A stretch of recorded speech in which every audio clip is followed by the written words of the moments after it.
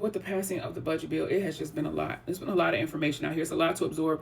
And if you are already confused about things that are happening with federal student loans, rightfully so, this didn't do nothing but add and just pile even more on top of it. So there's deadlines that have been circling around the internet as far as this July 1st date. First date coming up, July 1st, 2026.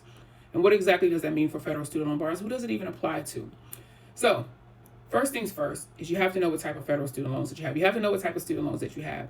And in order to do that is to log into your student aid account. When you log into your student aid account, that is where you're able to view the details of your loans, and it will let you know if you have direct loans or other type of loans.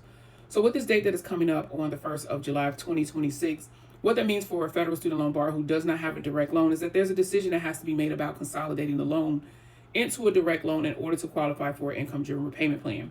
Because what's going to happen after the 1st of July of 2026, what that means for you, if you consolidate your loans after that date, or if you are a new borrower after that date, what that means is that you're only going to be eligible for one of two plans, either a standard repayment plan or the repayment assistance plan that was introduced by the current administration.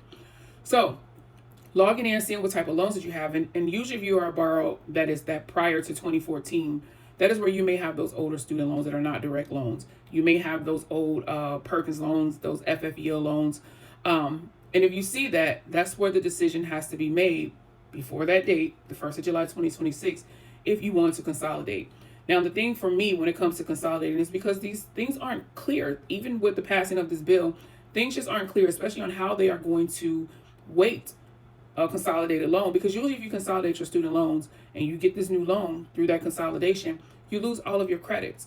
And if you're someone who has a lot of credits towards either public service loan forgiveness or just under repayment plans in general, and you lose those, that means you're starting over from zero.